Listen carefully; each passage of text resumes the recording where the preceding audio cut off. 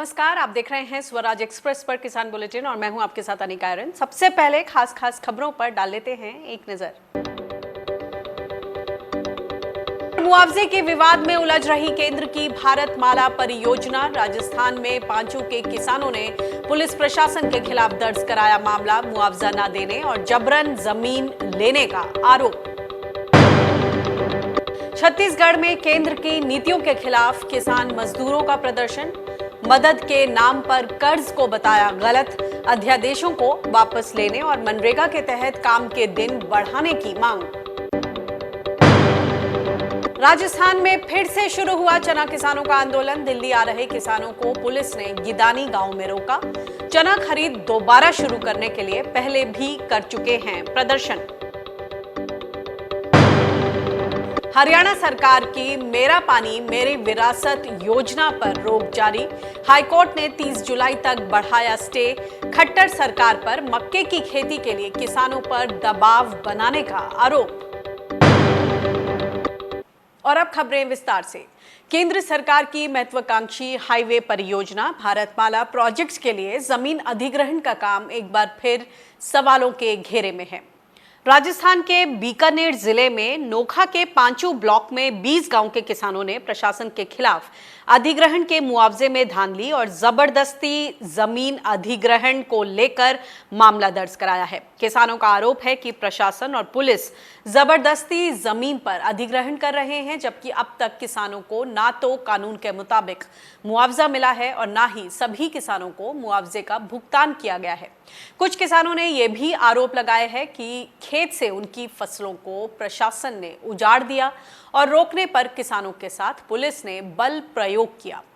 दरअसल ये मामला दिल्ली मुंबई हाईवे के लिए अधिग्रहित की जा रही जमीन का है, जो भारतमाला परियोजना का हिस्सा है। आपको बता दें कि भारत सरकार ने भारतमाला योजना के तहत 7 फेजेस में 34,800 किलोमीटर सड़क बनाने का फैसला किया है। पांचू से ही एक किसान ने हमें भेजा है ये वीडियो, जिसमें वो पुलिस की मौजूदगी में हालात को बयां कर रहे हैं। आप भी देखिए और सुनिए। किसान साथियों, हो जाओ तैयार। ये बाजरी, ये खेजड़ी, पेड़ पौधा, उसमें मुआवजा नहीं मिला है, फिर भी ज़बरदस्ती रोड निकाला जा रही है। हमने बोला मुआवजा नहीं मिला है तो साहब हमारे को मार रहे हैं।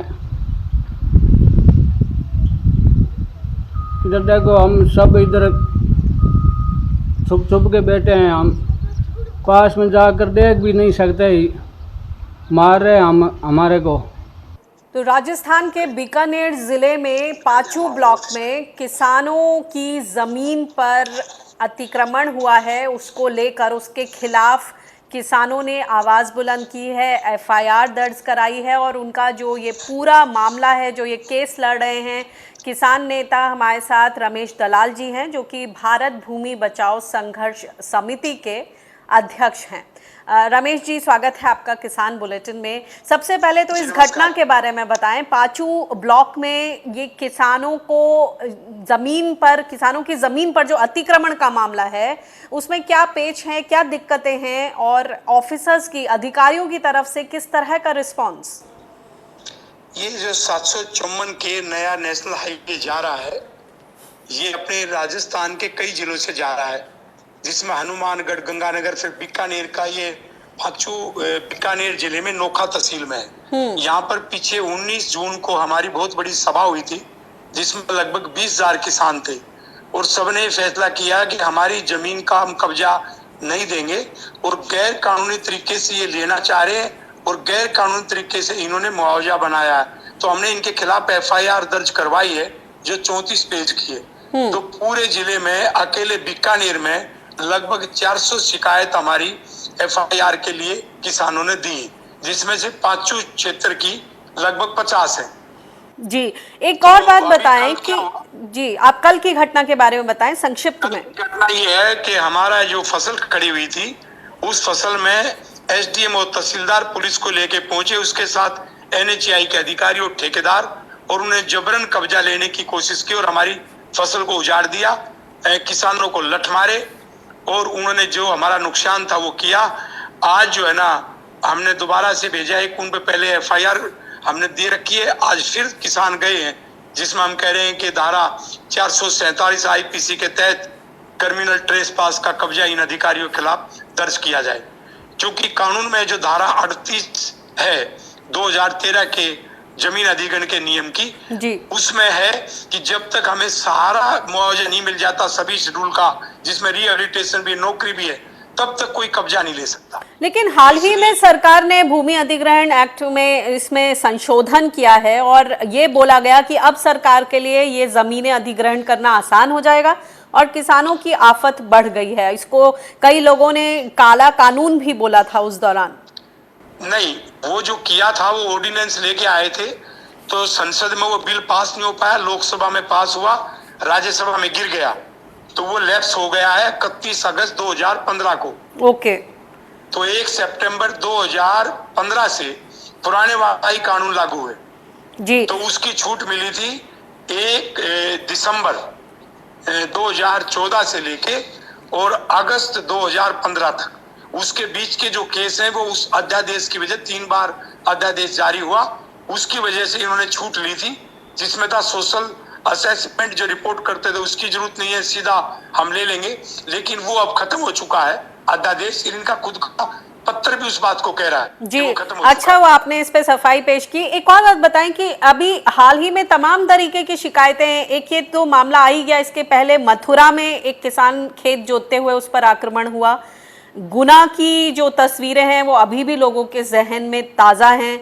तो अब ये बताएं कि जो ये मेन शिकायत है कि जो उपजाऊ ज़मीन है किसानों की वो ली जा रही है और उसके बदले में उनको सही मुआवजा नहीं मिल रहा। अब आपने यहाँ बोला कि फसल को रौंद दिया गया, तो क्या अब फसल उस पर जो भी उगी हुई थी उसका जो भी संभावित प्राइस होता, क्या वो मिलेगा किसानों को? क्या स्थिति है ग्राउंड पर? कानून में तो मिलने का रूल है, लेकिन देते नहीं ना, आज तक कभी किसी को दिया नहीं, तभी तो हमने इनके खिलाफ FIR दर्ज करवा रहे हैं। और राजस्थान में तो एक बड़े दिलचस्प बात यह है कि जितना एक साल में 1 बीघे में हम फसल कमाते हैं उससे कम मुआवजा दे रहे हैं। जमीन हमारी सदा तक, यानी कि 1 बीघा में यदि एक किसान 50,000 रुपए कमा लेता है हमारे राजस्थान में, ये सिर्फ हमें 25,000 बीघा दे रहे हैं। 1 बीघे में राजस्थान में 0.25 एकड़ है, तो उससे ज्यादा तो हम साल में कमाते हैं उससे जी। तो ये कहाँ का न्याय हुआ? और जो ये तो इसलिए जो है उपजाऊ जमीन जो ली जाती है, इसमें कोई तरीका नहीं है कि किसानों की जो उपजाऊ जमीन है उसको बचाया जा सके अगर किसान नहीं चाहते हैं? है, इसीलिए तो हमने FIR दर्ज करवाई है। एक्चुअली क्या है कि जो लाइनियर प्रोजेक्ट होते हैं जैसे रेल का और NH का, उसमें जमीन तो ली जा सकती है, उनको थोड़ी छूट है, लेकिन उसमें कंडीशन भी है। कंडीशन ये है कि कम से कम जमीन जहां से ली जाए। तो ये 2 मॉडल हैं, एक को बोलते ब्राउन फील्ड और एक को बोलते ग्रीन फील्ड। तो ये रोड जो भारत माता मंजूर होके आए, ब्राउन फील्ड में मंजूर होके आया था, तो इसमें धांधलेबाजी हुई है ठेकेदारों को लाभ पहुंचाने के लिए। तो ब्राउन फील्ड में इन्होंने इसलिए नहीं लिया कि हमें मुआवजा ज्यादा देना पड़ेगा, ये इनका झूठा प्रचार था, लेकिन सिविल कॉस्ट ग्रीन फील्ड में बढ़ गई, तो सिविल कॉस्ट को बढ़ाया ताकि ठेकेदारों को लाभ पहुंचे। अब सिविल कॉस्ट तो बढ़ा दी इन्होंने 8 गुना, और जो हमारा मुआवजा किसानों को मार दिया। तो इसलिए जो ना नियम है उसमें प्रधानमंत्री का स्टेटमेंट भी है, जो हम FIR में उसका जिक्र करते हैं। प्रधानमंत्री ने भी ये कहा है कि पहले दूसरी जगह की जमीन ली जाएगी, जो वहां नहीं होगी तो लास्ट अल्टरनेट होगा ग्रीन फील्ड, और अपनी जो अच्छी फसल देने वाली जमीन है उसका अधिग्रहण करना। तो इन्होंने उन नियमों का पालन नहीं किया। इनकी जो SOP है भारत सरकार की, उसमें भी ये साफ लिखा हुआ था दोनों का सर्वे होगा, एक ब्राउन फील्ड का एक ग्रीन फील्ड का, और उसमें से फिर विश्लेषण किया जाएगा कौन सा अच्छा है। इन्होंने सारे ग्रीन फील्ड के करवाए, वो किया ही नहीं। तो यानी ये सारे जो शर्तें हैं और जो उसूल पर चलना है उस सबको ताक पर रखा हुआ है। एक और बात बताएं कि किसानों की शिकायत है कि जब वो अपनी जमीन पर अतिक्रमण को लेकर शिकायत करने पहुंचते हैं तो कई मामलों में उनको रसीद नहीं दी जाती है, पुलिस अधिकारियों द्वारा परेशान किया जाता है, डराया धमकाया जाता है, यहाँ तक कि मानसिक उत्पीड़न तक वो झेल रहे हैं। तो इसमें हम कहना चाहते हैं, इसमें जो है 2013 का सुप्रीम कोर्ट का जजमेंट है, जिसमें सभी थाना अध्यक्ष, सभी डीजीपी और सभी मुख्य सचिव को आदेश है कि आप किसी की दरखास्त लेने से इनकार नहीं कर सकते, और जहां पर कॉग्निजेबल ऑफेंस है उसमें पहले एफआईआर दर्ज करेंगे, जांच भी बाद में होगी। तो उसका उल्लंघन ये कर रहे हैं और हमने उनका भी हवाला दे रहे हैं। और इसमें जो है ना 166 जो धारा है 166 उसमें थानेदार पे भी बनता है, तो उसके लिए अब हम ही रिमाइंडर देंगे। उसके बाद भी वो दर्ज नहीं करते हैं। पहले तो उन्होंने हमारी दरखास्त शिकायत को नहीं पकड़ा, फिर हमने बाई पोस्ट से भेजा, कुछ की रसीद दी, कुछ की रसीद नहीं दी। तो अब हम एक रिमाइंडर भेज रहे हैं, और सुप्रीम कोर्ट का कहना रिमाइंडर के बाद भी थाना अध्यक्ष और एसपी दर्ज नहीं करते तो उन पे भी 166 की कार्रवाई होगी। जी, बहुत बहुत शुक्रिया इस जानकारी के लिए। तो हम उम्मीद करते हैं कि जो आपकी ये लड़ाई है किसानों के जमीन के अतिक्रमण के खिलाफ, ये कहीं ना कहीं एक सही अंजाम तक पहुंचे। बहुत बहुत शुक्रिया इस जानकारी के लिए। कृषि संबंधी अध्यादेशों के विरोध के बावजूद केंद्र सरकार ने अध्यादेशों के संबंध में अधिसूचना जारी कर दी। वहीं भारतीय किसान यूनियन राज्यपाल सरकार पर निजी कंपनियों को फायदा पहुंचाने के लिए किसान विरोधी नीतियां अपनाने का आरोप लगा रहे हैं। इसी मामले में भारतीय किसान यूनियन राज्यपाल के प्रधान बलबीर सिंह राज्यपाल से बातचीत की हमारी संवाददाता ईशा ठाकुर ने। सर, जिस तरीके से आपके आह्वान पे किसानों ने ट्रैक्टर मार्च निकाला, जो कृषि अध्यादेश केंद्र सरकार लेकर आई है, दबाव के चलते आपको क्या लगता है कि सरकार पीछे हटी है या वो आगे बढ़ चुकी है? नहीं, सरकार में घबराहट है। उन्होंने जल्दी में उस दिन का वो जो प्रेशर था, क्योंकि वो अकेला पंजाब में नहीं रहा, मैंने 1-2 दिन हरियाणा में लगाए। हरियाणा में भी बहुत लार्ज स्केल पे किसान बाहर निकले, राजस्थान में भी निकले, और यूपी के वेस्टर्न यूपी में भी निकले, पंजाब में भी निकले, और बाकी स्टेट्स में उन्होंने ट्रैक्टर्स पे नहीं आए, अपने ढंग से हर जगह थ्रू आउट द कंट्री उस दिन इसका विरोध हुआ ऑर्डिनेंसेस का। तो उससे सरकार घबराई। उन्होंने उसी दिन शाम को रूल्स फ्रेम करके नोटिफिकेशन निकाल दी। सर, आप क्या लगता है आपको, कोरोना संकट के बीच इतनी जल्दबाजी क्यों कर रही है केंद्र सरकार? सरकार कॉरपोरेट्स के दबाव में है। आपको समझना चाहिए, सरकार को एक चीज़ करके छोड़ रही है, सब कुछ कॉरपोरेट्स को दे रही है। तो सत्ता हासिल करने के लिए उनसे पैसा मिलता है, तो उनका प्रेशर रहता है, तो एक करके एक सेक्टर जा रहा है कॉरपोरेट्स को। तो लोगों की इनको कुछ चिंता नहीं है, दबाव है कि एग्रीकल्चर सेक्टर में जल्दी ये ऑर्डिनेंसेस इम्प्लीमेंट किए जाएं, ताकि इसके आगे जाएंगे वो, यही नहीं रुकने वाले। टोटल एग्रीकल्चर जो है वो कॉरपोरेट हाउसेस के पास जाएगी, कॉरपोरेट एग्रीकल्चर पे वो आ रहे हैं। सर, क्योंकि अगर हम पंजाब की बात करें, शिरोमणि अकाली दल और बीजेपी का गठबंधन है। अब सुखबीर बादल जी कहते हैं कि अगर किसानों को किसी तरीके की मंशा है, डाउट है, तो पंजाब के मुख्यमंत्री और किसान साथ मिलकर चले, वो कृषि मंत्री से मिलकर जितने भी डाउट्स है उसको क्लियर करेंगे। इस पे आपका क्या कहना है? दरअसल सुखबीर बादल कंफ्यूज्ड हैं।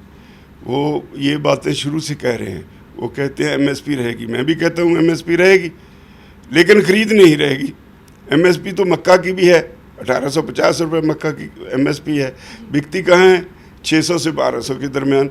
एमएसपी तो सूरजमुखी की भी है, वो बिकता है 3500, 3700, 3900 रुपये में एमएसपी है उसकी, 5800। तो एमएसपी तो दालों की भी है, सरकार खरीदती नहीं है। राजस्थान में क्या आंदोलन चल रहा है? यही है ना कि एमएसपी पे खरीद नहीं हो रही। महाराष्ट्र में क्यों आंदोलन है? सीसीए कॉटन नहीं खरीद रही, उसकी एमएसपी से 1200 रुपये कॉटन कम बिक रहा है। एमएसपी रहेगी, खरीद नहीं होगी। मैंने अपनी ज़िंदगी में ऐसा कानून कभी नहीं देखा जो टोटली एंटी फार्मर हो। और मैं तो ये समझता हूँ कि एक कानून सरकार ने नहीं बनाया, ये किसी कॉर्पोरेट हाउस के सीईओ ने लिखा, सरकार ने उस पर मोहर लगा दी। तो सर, अब क्या सोचा है आपने, क्योंकि 20 तारीख को तो ट्रैक्टर मार्च हो चुका है, आगे की क्या कुछ रणनीति है? कैसे दबाव बनाएंगे? नोटिफिकेशन जारी कर दिया है सरकार ने। देखिए, जहाँ तक पंजाब का सवाल है, वो तो चाहे आज हम कोई नेक्स्ट स्टेप ले सकते हैं इमीडिएटली, लेकिन ये इशू बन गया है सारे देश का। सारे देश की ऑर्गेनाइजेशंस से तालमेल हो रहा है। एजिटेशन करेंगे, लेकिन सारे देश के साथ करेंगे। जो बड़ी चिंता का विषय है सारे देश में किसानों में, वो है कि कॉरपोरेट एग्रीकल्चर की तरफ बढ़ रहे हैं। किसानों को उनके बंधुआ मजदूर बनाने जा रहे हैं। कैमरामैन शरद के साथ स्वराज एक्सप्रेस के लिए चंडीगढ़ से ईशा ठाकुर।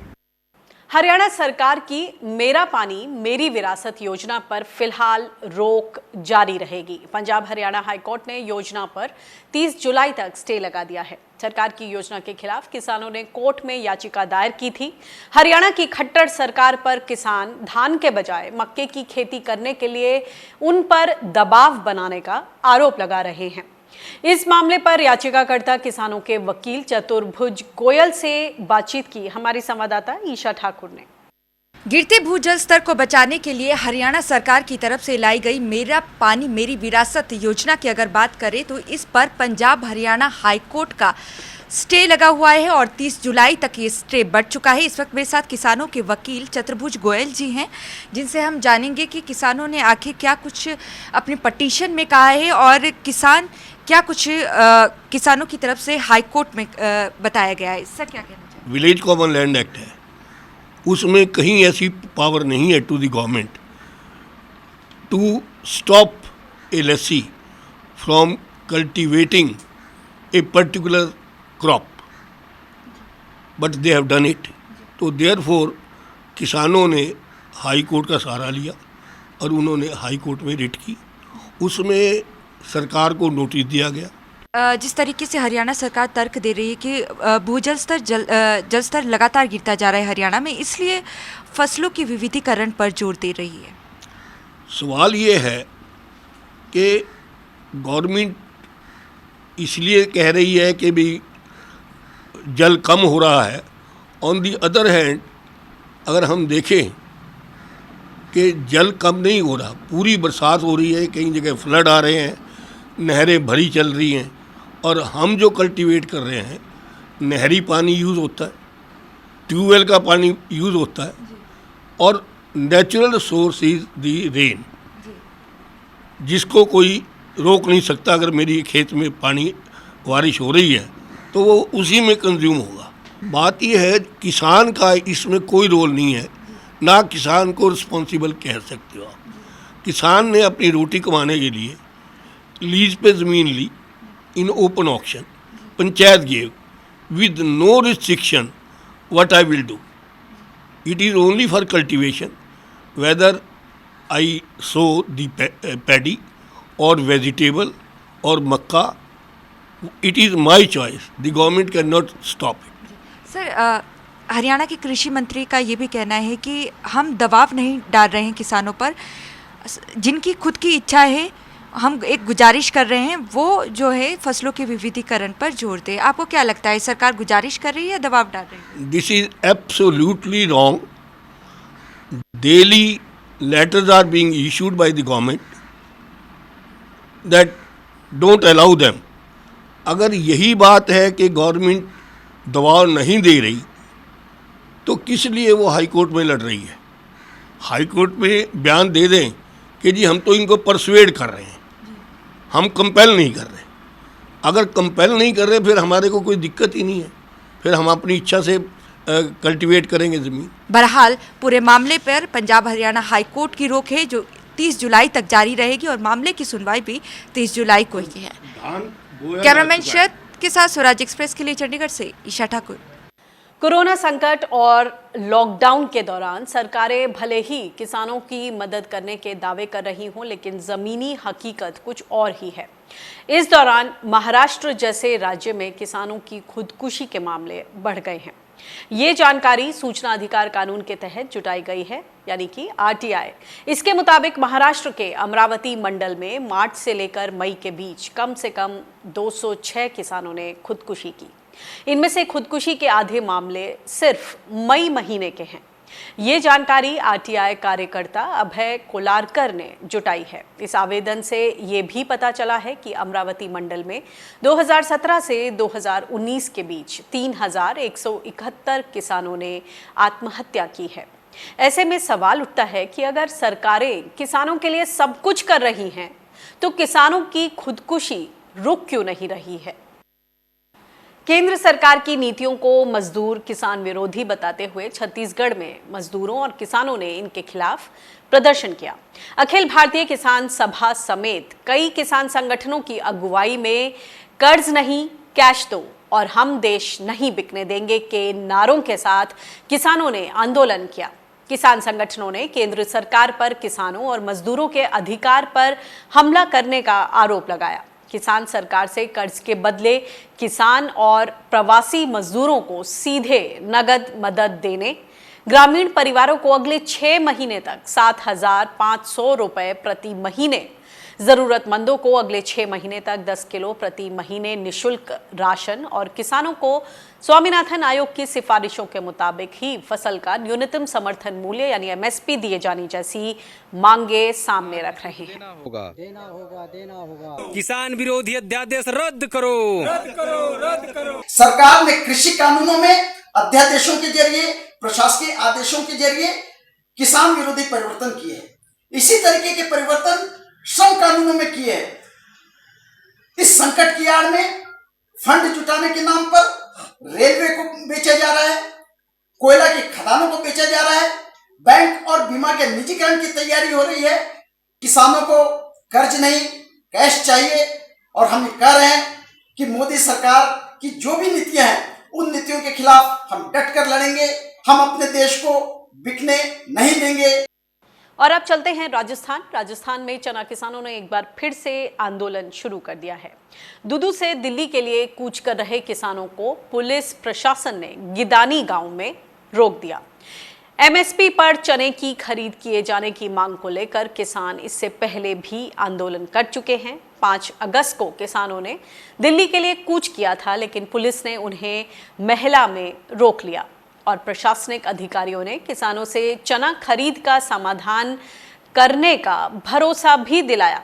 इस बीच किसानों की सरकार के साथ बातचीत भी हो चुकी है, लेकिन इसका कोई नतीजा नहीं निकला है। इसके बाद किसानों ने एक बार फिर से आंदोलन शुरू कर दिया है। दरअसल ये किसान न्यूनतम समर्थन मूल्य पर चना खरीद के लक्ष्य को बढ़ाने और चने की दोबारा खरीद शुरू करने की मांग कर रहे हैं। पश्चिमी राजस्थान के कई जिले लगातार टिड्डियों के हमले झेल रहे हैं। बीकानेर, बाड़मेर, जैसलमेर, हनुमानगढ़ और गंगानगर इलाके टिड्डी के हमलों से बुरी तरह से परेशान हैं, खासतौर से पश्चिमी राजस्थान। यहाँ पर आप देख सकते हैं कि पीली रंग की टिड्डियाँ जो कि मैच्योर कहलाई जाती हैं, मैच्योर्ड टिड्डियों का रंग पीला होता है और ये गहरा पीले रंग की आप टिड्डियों को देख सकते हैं इन तस्वीरों में कि किस तरह से इन्होंने कपास, बाजरा, मूंग जैसी फसलों को लगभग चौपट कर दिया है। टिड्डी दलों के हमले से पूरे राजस्थान का कुछ ऐसा ही हाल है। जो आप तस्वीरें ये देख रहे हैं ये अलवर की बताई जा रही हैं, जहां खेतों में टिड्डी दल चादर की तरह फैला हुआ है। ये टिड्डियां पीले रंग की हैं, जिसका मतलब है कि ये अंडे देने के लिए तैयार हैं, यानी ये अडल्ट हैं। 180 दिनों में टिड्डियों की जो संख्या है वो 8,000 गुना तक बढ़ जाती है। 1 वर्ग किलोमीटर के दायरे में एक टिड्डी दल में 4 से 8 करोड़ टिड्डियां हो सकती हैं और ये एक बार में लगभग 35,000 लोगों के बराबर खाना खा सकती हैं। टिड्डी का ये नज़ारा लगातार 2 दिन हो गए हैं। टिड्डी दल ने पड़ाव ले लिया है, कुछ नहीं बचा है। कपास की पूरी फसल को चौपट कर दिया है। कपास, बाजरा, मूंग सब नष्ट। आपने प्लास्टिक, कांच, कॉपर और स्टील से बनी बोतलें देखी भी होंगी और उनका इस्तेमाल भी किया होगा, लेकिन आज हम आपको लिए चलते हैं त्रिपुरा, जहां इन सब से अलग बेहद ही खास मटेरियल से बॉटल्स बन रही हैं, जिन्हें देखकर आपका मन भी उन्हें लेने के लिए ललचा जाएगा। क्या आप जानते हैं कि देखने में बेहद स्टाइलिश ये बोतलें किस चीज से बनी हैं? अगर नहीं तो हम बताते हैं। ये बोतलें बैम्बू यानी बांस को तराश कर बनाई गई हैं। बांस को बोतल में तब्दील करने का ये काम हो रहा है त्रिपुरा के अगरतला में। यहाँ त्रिपुरा रिहेबिलिटेशन प्लांटेशन कॉरपोरेशन के बैम्बू आर्टिसनल बॉटल प्रोजेक्ट के तहत इन बॉटल्स को बनाने के लिए कलाकारों को विशेष ट्रेनिंग दी जा रही है। सबसे पहले तो बम्बू काटते हैं, हम लोग खुद काट के लेके आके इसको यहाँ ट्रीटमेंट करते हैं। हम लोग अभी फ़िलहाल कर रहे हैं। ये तो खाने पीने का जो भी सामान बनता है हम लोग उस पर केमिकल यूज़ नहीं करते हैं, हम लोग उसको नॉर्मल प्रोसेस से बॉइलिंग प्रोसेस में ही उसको ट्रीटमेंट करते हैं। त्रिपुरा में लगभग 3,246 वर्ग किलोमीटर इलाके में बांस की 21 प्रजातियां पैदा होती हैं। यानी इन खास बोतलों के लिए बांस आसानी से मिल जाता है। इन बोतलों को बनाने में बांस के साथ कॉपर और कांच का भी इस्तेमाल किया जा रहा है। Where we use glass and metal in bamboo lumen, and there we have used the lumen and the emptiness of bamboo for making that bamboo bottle. And this bamboo bottle, what we have right now, is completely hygienic and leak proof. And this is we can say this is of international standard. We can compete with this product at any platform, with any country. बांस के इस्तेमाल से स्थानीय स्तर पर रोजगार बढ़ाने के लिए चलाई जा रही त्रिपुरा सरकार की ये योजना केंद्र सरकार की वनधन योजना से प्रेरित है। इसका मकसद वनों पर आश्रित आबादी को बेहतर रोजगार और आय मुहैया कराना है।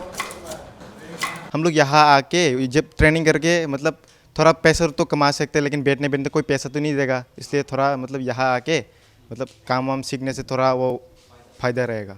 10 लोगों का एक ग्रुप जो ऑलरेडी ट्रेनिंग करवा चुके हैं वो सिमना का है, और अभी ये जो फिलहाल कर रही है फॉल बागान या लेम्बूचरा के बगल में है फॉल बागान, हमारे यहीं से 1 किलोमीटर एरिया है, वहाँ से है ये जो स्टूडेंट अभी सीख रहे हैं। फ़ायदा इसका अच्छा खासा डिमांड है अभी, और हम लोग के पास इतना डिमांड है कि वो हम खुद अकेले पूरा नहीं कर सकते हैं, तो हम चाहते हैं कि आसपास में जो ट्राइब लोग हैं उनको भी थोड़ा इनकम सोर्स अच्छा मिले। पूरा जितना भी 1000 फैमिलीज़ का यहाँ पे बैम्बू आर्टिसन का है, उनका भी वो कैपेसिटी बिल्डअप करने के लिए भी उनको ट्रेनिंग देकर हम लोग आगे बढ़ा रहा है, और फ्यूचर में इसको 10,000 से 10,000 का आर्टिस्ट का फैमिलीज़ के लिए हम स्केल अप करके इन्वॉल्व करके वो लाइवलीहुड हमेशा के लिए एकदम बढ़िया लाइवलीहुड दिखाने के लिए ये प्रयास हम लोग चल रहा है।